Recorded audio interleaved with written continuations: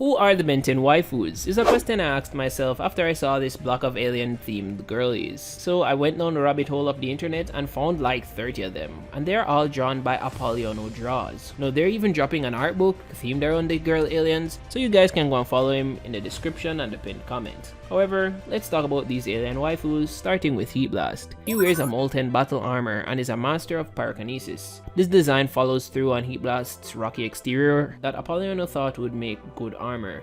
She also has a scarf that builds on her fire aesthetic as well. If I was to give her a personality type, it would have to be a fiery spirited warrior who is skilled in combat. Next up is Diamond Head, or crystal controlling girl of the group. She wears a dress called a cheongsam, which is a Chinese dress worn by women that takes inspiration from the qingzang, which is an ancient style of dress worn by the Manchu people. I would imagine that she would be an elegant fighter who would use fans or smaller, sharper blades in combat that are precise and deadly. Next up is Four Arms, who is as usual or brawler of the group.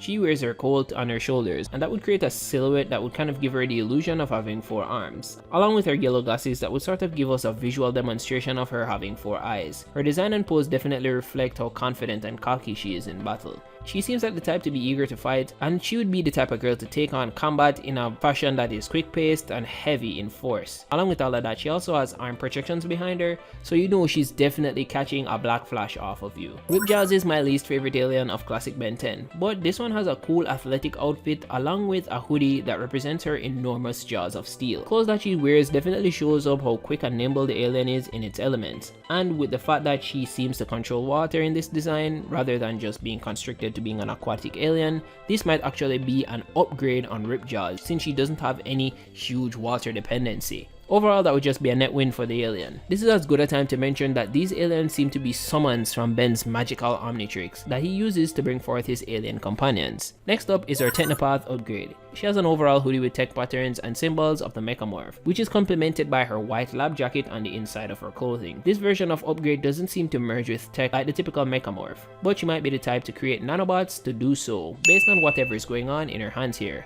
Next up is Ghost Freak. The girl wears a dress like many other female Ghost Freak designs that we have seen around the place. It might have been a big influence on our Chakitrix Ghost Lady since this did come out first, so that's some food for thought. And she's also totally going to be our resident goth girl of this universe. I love this type of design for the type of ghost girl or ghost freak. It gives her a sort of elegance and I just really like it. Next up is our martial artist, Wildmut. She is clearly the type to put the paws on anyone, but for some reason she doesn't seem like she has a bad temper. This alien takes some design elements from the typical martial artist along with some combat power from Jujutsu Kaisen, like Yuji and his punching abilities. I like how consistently Wildmut is depicted across the fandom as always being a half animal, half human style kind of thing. It's really interesting. Wonder if it's some sort of Ben 10 hive mind or this might have been the singularity that started it all. Anyways, the fastest runner of the Omnitrix shows up and she is adorable. Of course, she sports athletic wear for the very athletic activities that are required of a Kinesian girl, and along with that she wears a hijab since she is of Middle Eastern descent.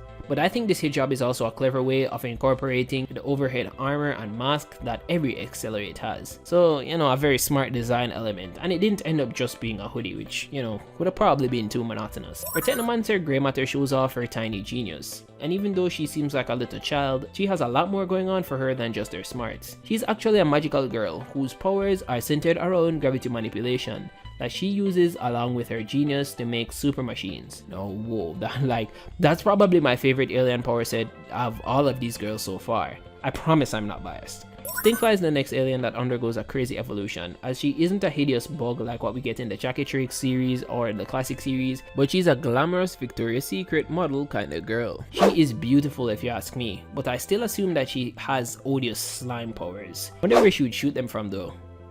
Anyways, Blitzwolfer hops in as a gym girl with strictly athletic wear, and she seems to actually be an amputee, so she has these prosthetic legs to go with her fit. This is probably more of a nod to the Ben Wolf legs than anything else, which is very clever. Too bad that even though she works out, she will never appear in Classic more than just once. Sticking to the Honor aliens, we have Snero, who is a girl that takes a lot of her style from 30s fashion. She is a slender and tall woman who seems to be very posh, old-fashioned, and living a life of urgency, so she doesn't appear to be be the type that has much time to waste on anything. The slender design is really good since it sells the mummy aesthetic really well, and she wears these bandages like they're Gucci, so that's just freaking amazing. Frankenstrike is our next alien, or at least what I would like to call her, Frankie. She seems to be the type that is definitely royal, since the fuses on the classic design have now been moved to her chair, and that fits her design so well. It feels like the potency of her electricity might be stronger than the original, so as to not have her get up from the electric throne. But that's just my headcanon. Speaking of cannons, Cannonbolt jumps in as a slightly chubby wrestler girl from the WWE, I bet. She has padded gear and glasses to show off that she means business. She also has large pigtails that are representative of Cannonbolt's own large arms. Someone else with much larger arms steps in with a very strong design, with themes from two famous giants. Firstly is Ultraman, who is the original inspiration of classic Weibig, and then we have Mountain Lady from My Hero Academia, whose costume fits very well onto our big Toku star girl. Gravitak is next, which is funny since I think these guys orbit Toku stars in the original Prime timeline.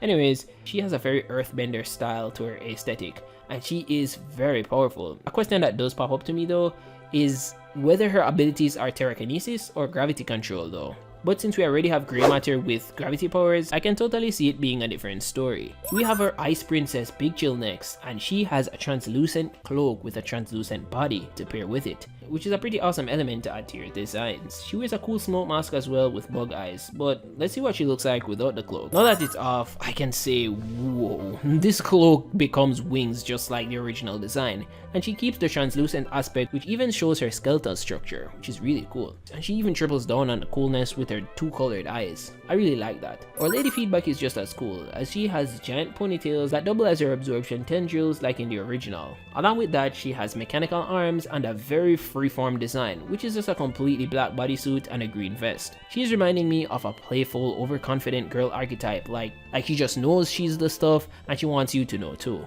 Water Hazard actually becomes a giant Gundam robot with a pilot included. Her hydraulic powers are only as dope as her robotic design. I love this one so much, it's really cool. Oddly reminds me of the era of Bakugan where they had robots that they summoned as well, so maybe it could act like that?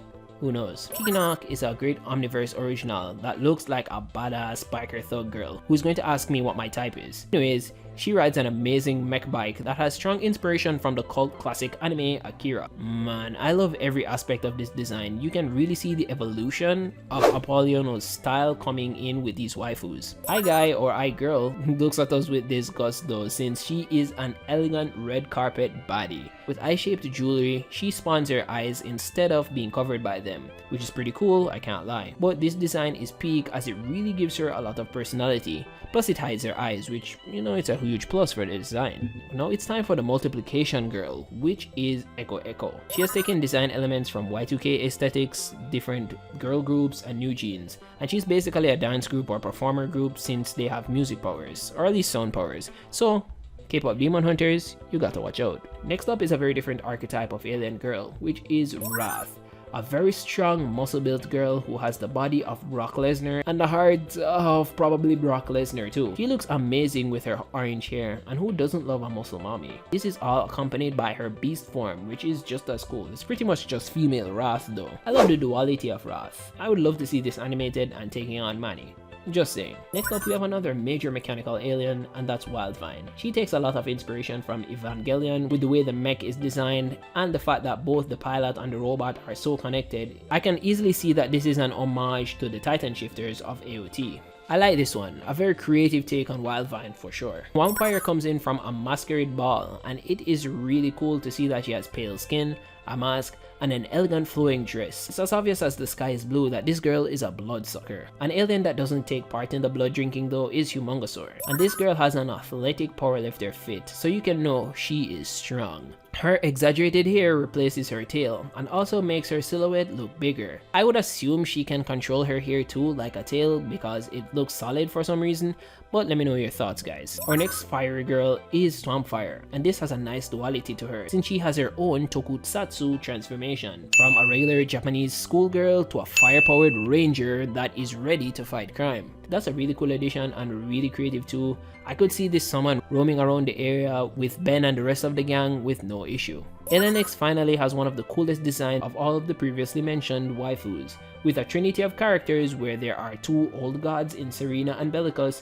wearing capes and flowing garments that seem like Victorian era inspired pieces, and a youthful god in the middle who is in a sleek star patterned jumpsuit, which seems like a really modern take or a really modern fashion choice.